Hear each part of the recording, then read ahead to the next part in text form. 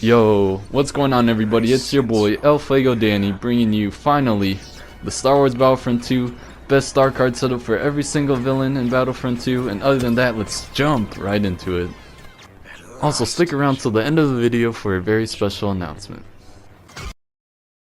The Tin Can herself, Captain Phasma. Her blaster is really good, her staff strike is good if people are in your range, but like the range is like not the best. It's just that no one, especially in Supremacy and like big battle modes, really just wants to sit around with Phasma and always remember to roll. Okay, the best star cards for Chrome Dome herself. More the better card for faster rotation speed. Use safety first for 60 more health. It's a very strong star card. Not hard enough for 50% damage reduction while you're in the survivor ability. Very strong. Oh yeah, come closer. Who would use this? I do have to mention easy shots. Finish them off for 50 more damage. Okay, to play BB9E, you could just dash around and zap people in the ass. You could always just jump around to make yourself a harder target while you're shocking the enemy. Turn on objectives because he does it twice as fast. Just be a team support unit, and that's it. Okay, the best star cards for the Black Soccer Ball. Full Reconstruction is a must-have on card because it gives you 100 more health regeneration. The next card I got on is Hardy Exhaust, which increases the radius of your smoke screen, kinda good. And Supercharge, that increases your charge up ability. And for strong team ability, you got Poe and Bacta, which increases the radius of Bacta support. There's no more running from me. Like his L1, concussion, and it makes infantry and people with blasters, their guns overheat for a short amount of time, so that's your prime opportunity to shoot them right in the face. Another big thing with Boba Fett is while he's flying, he could dash, and I'm dead. Also, I'll show with this realistic reenactment one of Boba Fett's abilities that you may not know about. That it's Django! No. By hitting the right stick, you could do Boba Fett's flamethrower attack that does 100 damage. The second thing with Boba Fett is he gets singled out fast. Take down Fett! Well, this stinks. Now for the best cards for Boba Fett. Quick refill card for faster refill. Extended Exposure is a great card and makes his aiming reticle bigger and gives you longer jetpack time. Focalize is a must to get that extra rocket barrage damage. Acute Concussion if you want a longer concussion. And also Intense Barrage. I love pooping, dude. Hey, so you're here with the Stinky Boy Boss. As you can see, he has like 2 trap-oriented abilities, so you could just stay on point or defend an objective for a while. His melee, which you do with the right stick, does more damage than what normal melee does. It does like 100 something. I believe his blaster has no headshot multiplier if it's just shot from the hip. That's the Stinky Boy for you. Alright, the best setup for Stinky Boy Bosk. Number 1. Okay, for CS/GA.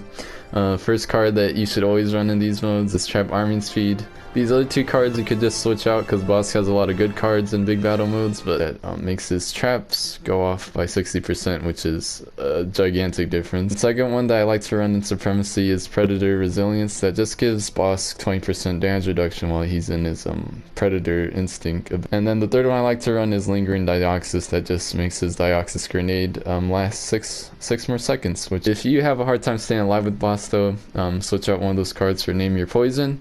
And HEV, I'd probably switch the Dioxis one for multi-traps that just adds 2 additional proxy mines for Bosk. I'd still use Predator Resilience, and also Lingering Dioxis is a good choice as well.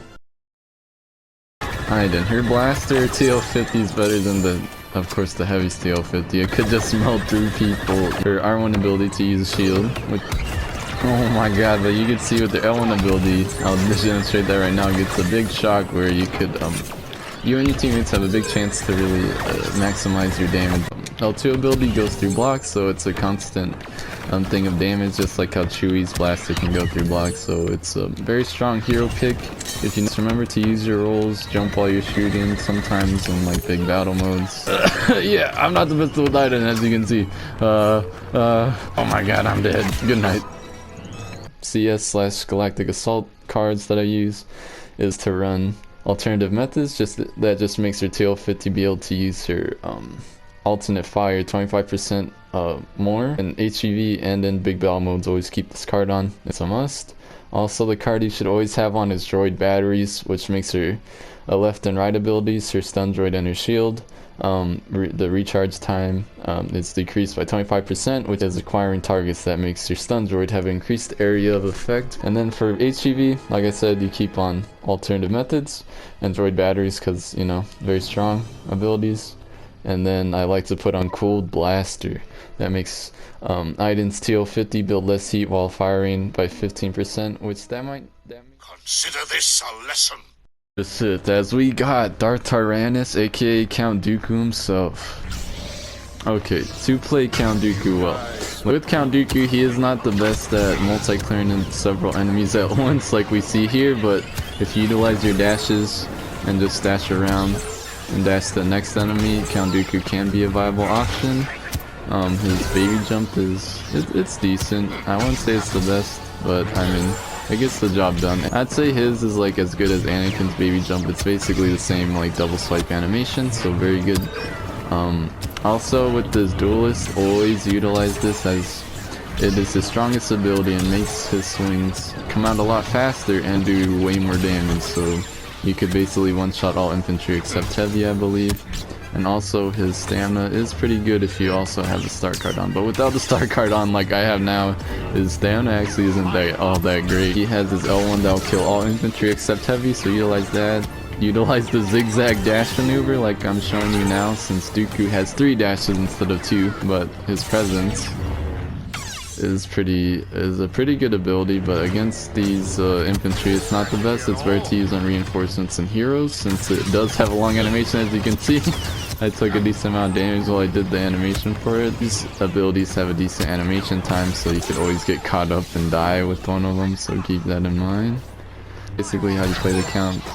Okay, for Dooku, for Supremacy and Galactic Assault, these are just my favorites, but the one that I always leave on is Sith Control, and this card is one of the cards that you should always leave on, whether if it's HEV or Supremacy. This increases his health regen, I think, from 250 to 370, so last seconds, which makes his lightning stun have a faster recharge time, which is either initiative, which gives him 50 damage for one of his normal saber swings every 15 seconds, or I like to run a Master for Duelist, which makes his Duelist ability do 20 more damage per swing, which for HEV, I'll probably switch last seconds out for Finesse, which gives Count Dooku basically 35% more stamina for his offensive and defensive stamina. So Balanced Duelist is a good one for that too. It just reduces the cooldown of Duelist, Finesse, Sith Control, and Masterful Duelist is my HEV setup.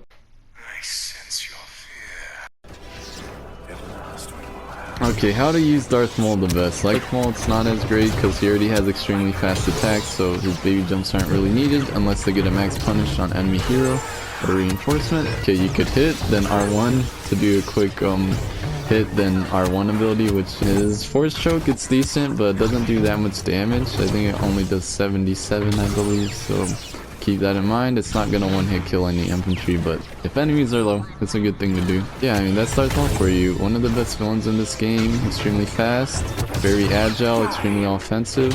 Just always be dashing. Abuse your dashes and your spin attack, and you'll get the most out of Darth Maul, I guarantee you. And you'll Kenobi. Yeah, we got Darth Maul. Okay, first cards for GA/CS. Is always Lightsaber Defense, which just gives you 16% damage reduction, which isn't much, but Darth Maul needs it in big battle modes.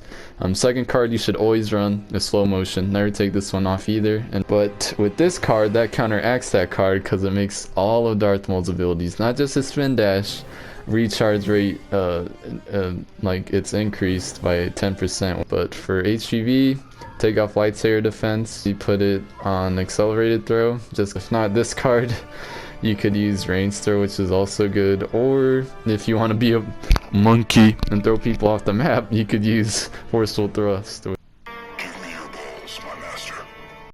Next up, we got Kylo Ren, one of the most powerful villains in this game. I'd probably put him 3rd or 4th. Both of his Force abilities can be used in midair, so I recommend doing a baby jump and then using his L1 or R1.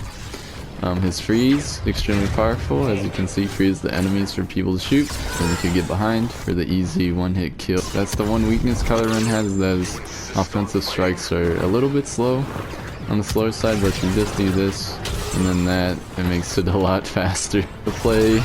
As you can see right here, cleared out a bunch of enemies at once. His frenzy with the right Starcard could even do more damage, and yeah, just utilize baby jumps. I mean, that's it, and do baby jumps while you're doing your force abilities, which makes them have a little bit of a faster animation and lets you keep your momentum. Now we got the edgy teen Kylo Ren. Okay, for big battle modes like CSGA, the 3 cards that I use are all the first 3 bottom ones, which is Bloodlust first, which makes his frenzy attack do 20 more damage per hit, which he does 3 hits, so up to 60 more damage, which is just phenomenal.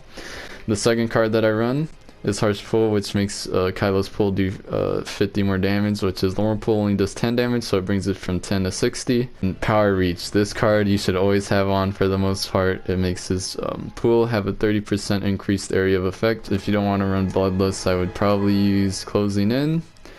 My cards for HEV for Kylo Ren. First card you always have to run is Resilience, because, I mean, who doesn't want freaking 20 bonus damage and 10% damage reduction with this card on, like when enemy villains are in your vicinity? And the second card that I run in HEV is Power Reach.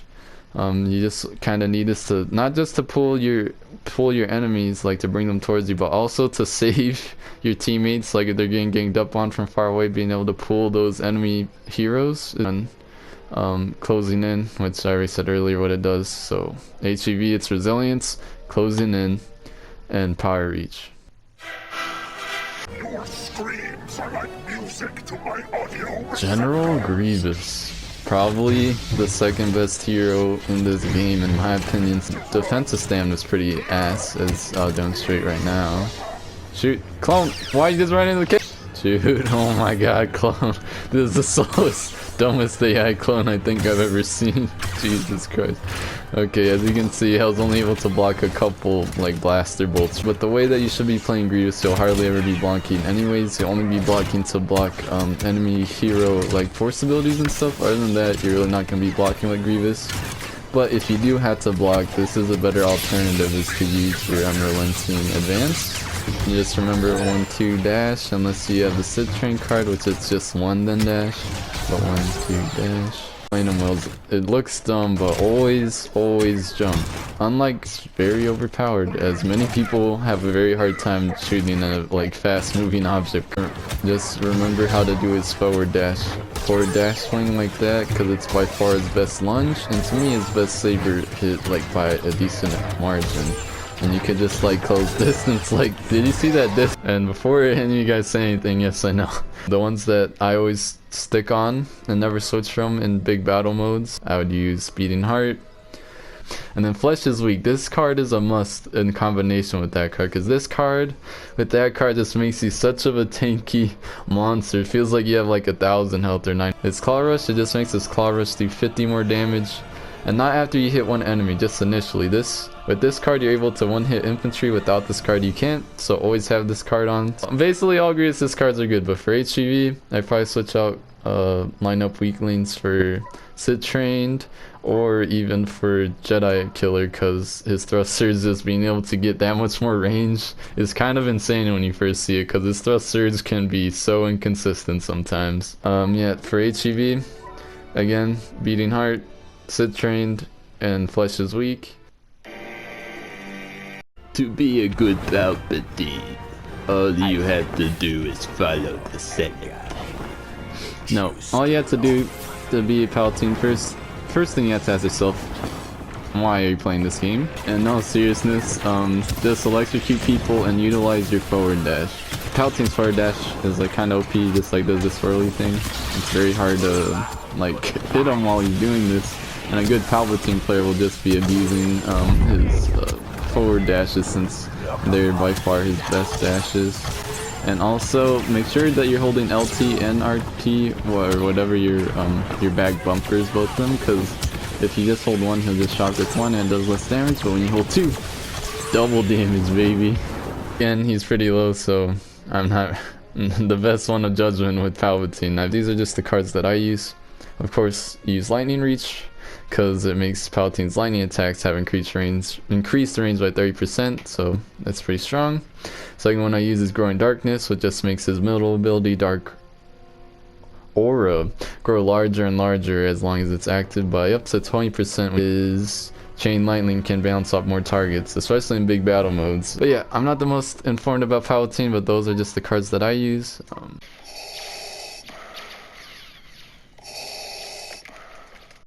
Alright, to maximize Darth Vader, always use his middle ability that gives you 25 damage reduction with the right card, and also brings his saber attack damage higher. So it just makes him a very unstoppable tank. So it's insane. Make sure you just double hit dash, just like in my other video I said. If you don't want to be a butt. Also, you already know, baby jumps back. A weakness Darth Vader has is that his offensive stamina isn't the greatest, so be mindful of that. Advanced tip, the Darth Vader tip I want to show you guys is that when you're force choking, you can not only block, you can also lift people up in the air like that and make them fly to maximize damage from you and your teammates. So always remember, try when you can, when it's available, try to jump and choke. It's at the same time, but while you're doing it, just start holding extra A or whatever button it may be, and then you'll start to float with your enemy. This also works on enemy heroes as well. So only enemy hero I could use it on. Okay, as you can see, it works on enemy heroes as well. So yeah, overall, this is a very cheap and cheeky move. Oh my god, this sounds so, Jesus Christ. But yeah, Darth Vader, the most complete and strongest hero out of all of Battlefront 2 by a decent margin, in my opinion. Special announcement time, baby! I'm finally excited and proud to announce the launch of my YouTube Discord server, El Fuego Danny. Right now, it's going live right now. It'll be in the description down below. It'll be the first link in the description, and I hope to see all of you in my Discord server.